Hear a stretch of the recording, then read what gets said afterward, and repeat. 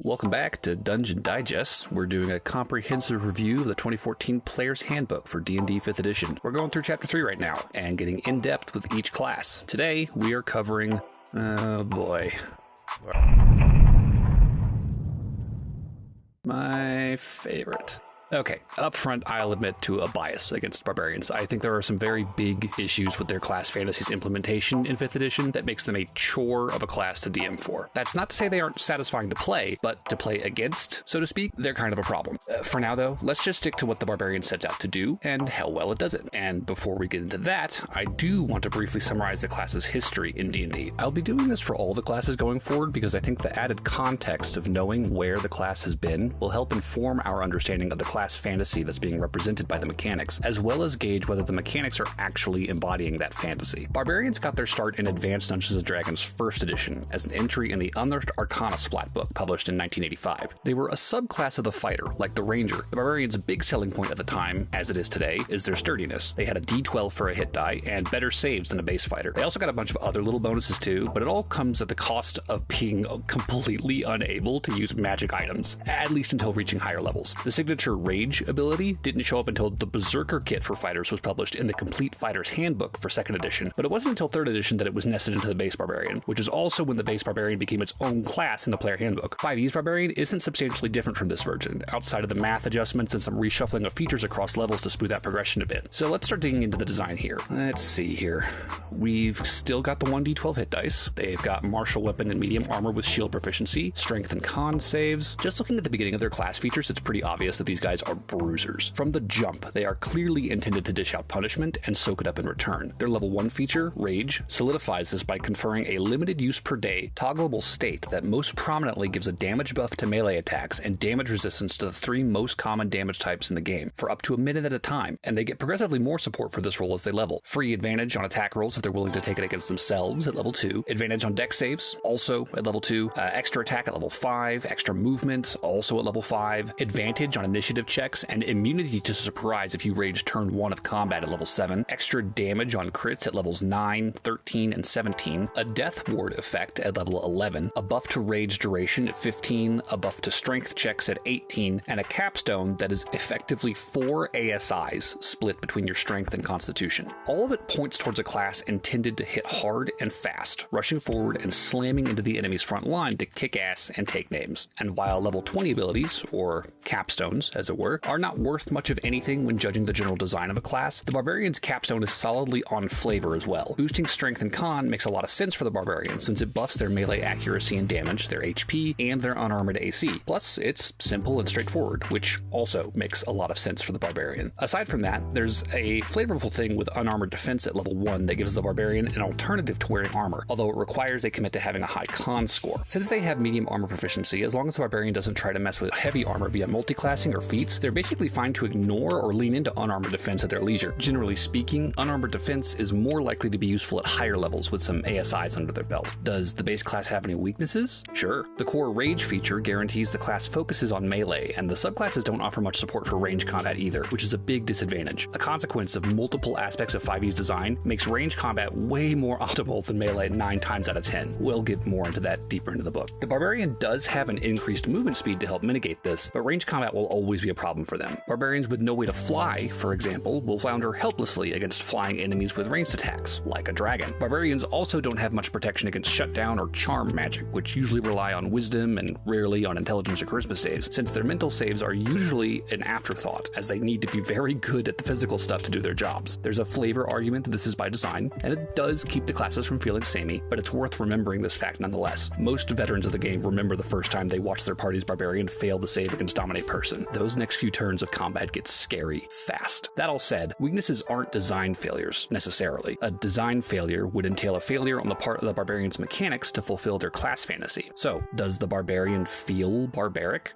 For the most part, and in the interest of accounting for that bias, I would say yes, but there is a big old asterisk here. Suffice to say, the Barbarian mostly plays and feels the way you'd expect them to, and outside of some higher level problems with 5e's combat and some of the consequences of 5e's simplified resistance mechanic compared to older editions' damage reduction, which is where 90% of my personal beef with the Barbarian stems from, the Barbarian's mostly fine. The most obvious surface level problem in their design is that rages refresh on long rests and not short rests, which is somewhat antithetical to the martial ethos of sustained performance through an adventuring day. But more importantly, it means Barbarians are incentivized to ration their rages. And that, it's not a great feeling, because this is your core feature. Rage is the Barbarian's defining characteristic in 5e. You want to use it, so limiting the uses to X per day? That doesn't feel great. That said, since 5e campaigns don't often have lengthy adventuring days punctuated by the recommended 6 to 8 combat encounters, we'll get to you someday, DMG.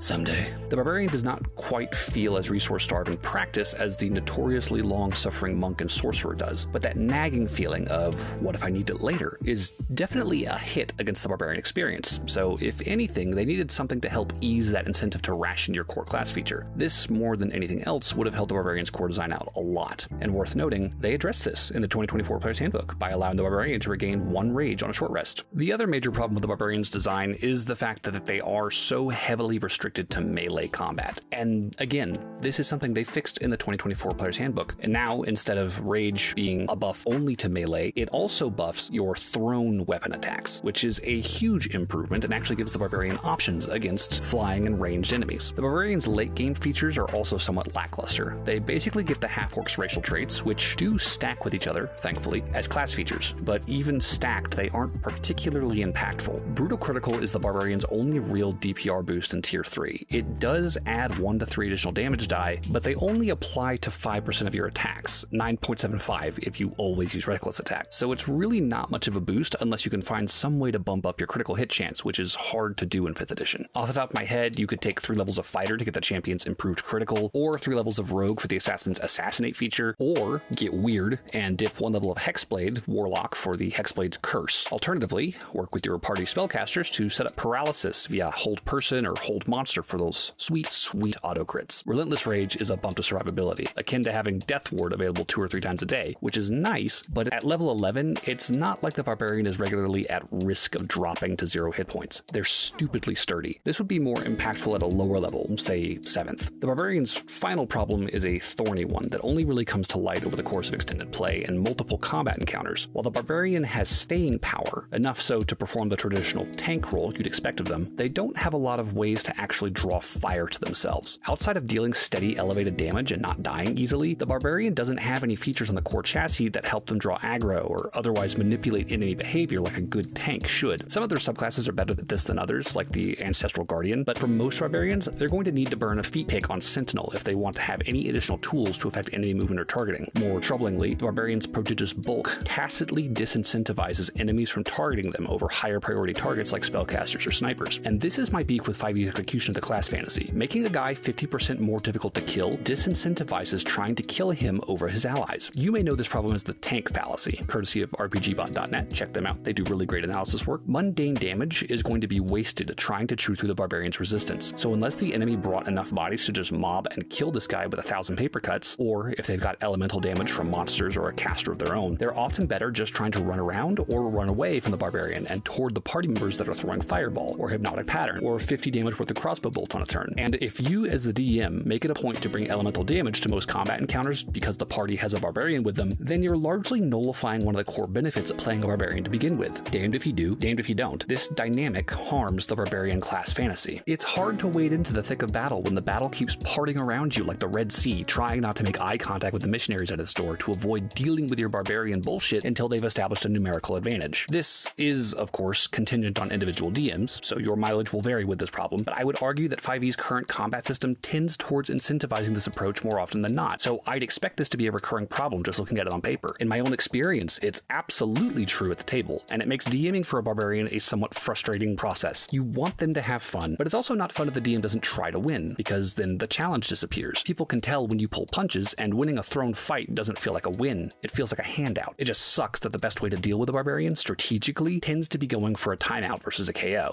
But hey, if this class concept is your vibe, and it is for a lot of people, it is nothing if not flavorfully built, and that is a big point to its credit. Now, as to the subclasses, the 2014 Player's Handbook has 2 Barbarian subclasses, and in my opinion, they're rough, but for very different reasons. The Berserker is well known by this point for being a very punishing subclass to play, solely because its core feature, Frenzy, inflicts a point of exhaustion on your Barbarian whenever you use it.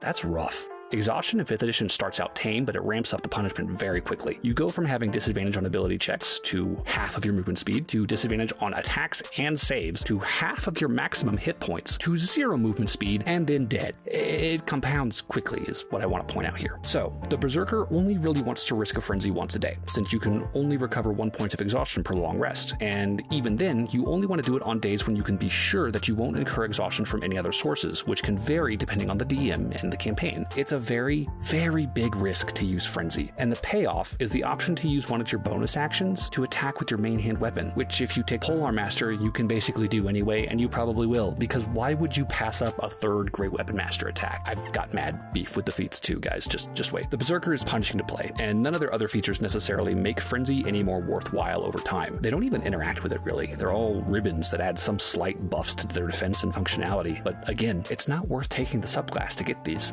Speaking of which, why is Intimidating Presence save DC based on my Barbarian's Charisma? That needs to be a strength-based DC. I'm sorry, that's not negotiable. Moving on. For what it's worth, 2024's Berserker no longer takes exhaustion from Frenzy and replaces the bonus action attack with a new mechanic that increases your rage damage from whatever it is to whatever it is times D6s once per turn. And oh, hey, look at that. They changed Intimidating Presence's DC to key off of strength.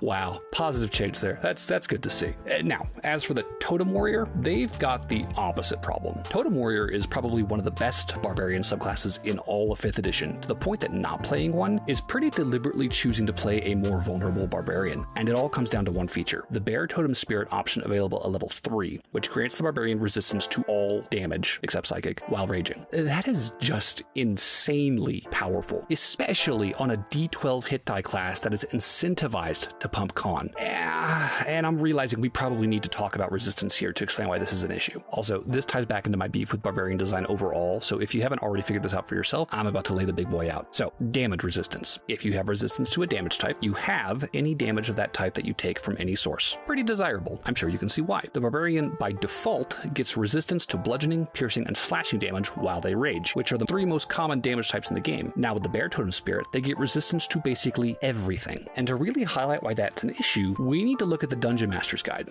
Bear with me here. Starting on page 273, the DMG details the process for homebrewing your own monsters. There's a lot of guidelines in here about how to balance a monster stat block based on your desired difficulty, but the stuff that we care about right now is on page 277, under damage vulnerabilities, resistances, and immunities. In summary, the section introduces a concept called effective hit points, which is a measure of a monster's defensive capabilities taken by looking at their actual hit points and applying a multiplier based on the damage resistances or immunities that they have. If a monster has resistance to at least 3 common damage types, they are considered to have as much as double their actual hit points in effective hit points. The actual multiplier gets smaller as a monster's CR increases because the availability of alternate damage types increases at higher levels, which reduces the value of damage resistance over time. Now, this principle is used as part of the formula to calculate the CR of a homebrew monster, where you average their offensive and defensive CR based on this table on page 273. We're not going to get into the whole table because that is a conversation about the monster manual and monster design in general, but I want to use it to point this out. A level 1 Barbarian has, say, 14 hit points. On anyone else, that's a defensive CR of 1/8, and it's the same on a Raging Barbarian. Those damage resistances mean they're considered to have 28 effective hit points, but in the early game, this doubling doesn't affect the CR much. Just bear with me though, because we're about to see a jump. At level 5, the Barbarian with +3 con, we'll say, has an average of 55 HP. On anyone else, that's CR 1/2, but on a Raging Barbarian, that's 110 effective hit points, a defensive CR of 3. To take it even higher, a level 11 Barbarian with +4 con has an average of 125 HP. That's a defensive CR of 4 for most people, but with Rage, that's 250 effective hit points for a defensive CR of 12. And all of that is done with just 3 damage resistances. That's the kicker. 3 resistances is the minimum to qualify for an effective hit point calculation. There's no guidance as far as creatures that have substantially more than 3 damage resistances, like the Bear Totem Barbarian, who has 12 damage resistances while raging. These CR calculations calculations are all attempts to ballpark the rough difficulty of a monster within the context of a 1v4 fight against comparably leveled PCs, so it's not a perfect one-to-one representation, but the point here is twofold. The Bear Totem Spirit gives the Barbarian 12 damage resistances while raging, where before they had just the 3. That is a lot of resistance to damage. The fact that he has resistance to nearly everything makes me question whether the effective hit point model in the DNG is enough to accurately model his challenge rating. There are no alternatives to work around his resistance here after all, even at high levels, especially at high levels. The multiplier normally shrinks once you hit 131 hit points for CR5, but I don't think you would do that for the Bear Totem. A normal Barbarian would be assumed to have 196 effective hit points at that point, which is 131 times 1.5. That makes you CR9. The CR is contracting now compared to earlier because at this level the model presumes there are alternative damage options to bypass a handful of resistances. There are no alternatives to get around Bear Totem, however, so the multiplier should stay at least times 2, meaning that they'll have 262 effective hit points. That's a CR13, verging on 14, and it's just going to keep going up. And remember, that's just using average hit points. Half of all Barbarians will have more hit points than these numbers, and with all of that context, suffice it to say that the Bear Totem is absurdly sturdy. 2, because the Bear Totem Spirit is so obviously powerful, it is a brain-dead non-choice to take it, which is not a great situation for a subclass that is built around being able to mix and match choices as you level up. The Totem Warrior has 3 features that offer 3 choices each, and Xanathar has published 2 more choices for each of those features. That's basically 15 features nested in this subclass, but nothing is as remotely as powerful as a level 3 bear. So unless you deliberately avoid the best option here, 9 times out of 10, you always start a Totem Warrior with the same feature. That is a design failure. So what can be done here? Look, I don't like busting out the Nerf gun any more than anyone else, but the Bear Totem Spirit needs to be put down, or at least mitigated in some way. Some sort of lateral feeling side grade is probably the best play here. Maybe letting the Bear Totem, when they begin a rage, pick 1 additional damage type to resist as long as the current rage lasts. That way, we reintroduce a mechanical choice into a subclass built around choice and customization this way, and we reduce the oppressive power of the Bear Totem. Is it still the best pick this way? Yeah, probably.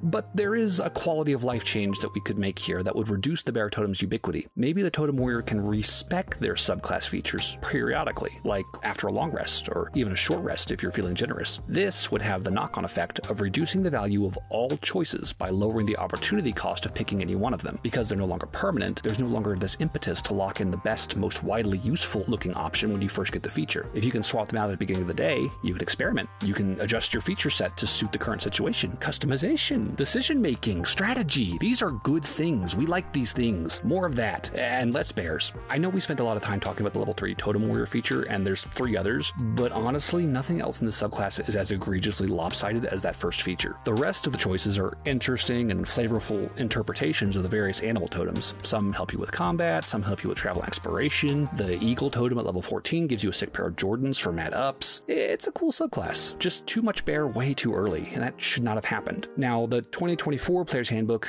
did make some positive changes on this front. The Totem Warrior has been renamed Wildheart, and you can swap choices out when you rage, which is very generous, and the Bear Totem, well... Again, why not just let Bear Totem pick a damage resistance after a long rest or at the start of a rage? It's a perfectly serviceable compromise that can generate an actual moment of thoughtful decision-making. Come on, guys. Overall, the 2014 Barbarian is troubled, but it's functional. Their particular focus on being a melee bruiser is somewhat hampered by a combat ecosystem that disfavors melee, a lack of incentive within said ecosystem for the DM to engage with the Barbarian playstyle, and the consequent meta that encourages strategically ignoring them or immediately focus firing them until victory is roughly secured. But the Barbarian does deliver on the class fantasy with very flavorful mechanics that center around taking punishment and dishing it back out, so more power to them. And they don't take a lot of brain power to run, which is a big part of their appeal for a lot of players. Have stick, see enemy, rage, wreck, rinse, repeat. And if that's your jam, hey, rage on. I want to take a moment to thank all of you for sharing your time with me here and invite you to comment with your perspective on the design of the Barbarian. I think there's potential to reframe the class's fantasy mechanically in a way that doesn't disincentivize their enemies from engaging in battle with them. 3rd edition gave limited damage reduction, so maybe we could do something with that, or maybe Relentless Rage could come down to level 5 or 7. We could reduce the con save DC scaling a bit to make it a bit more consistent and turn the Barbarian from a we can't put a scratch on him guy into a why won't you die guy. I don't know. I think there's some design space to be explored there. If I can ask a favor before you go, don't forget to like and subscribe. There's been a lot of love shown these first few videos, and that may well be why you're seeing this one now. More More likes and subscriptions means more perspective for the conversation, which we all benefit from. Next video, we're covering our first spellcaster of the Player's Handbook, the Bard. Should be fun and breezy. 5e's Bard is in a good place. I'll see you guys there.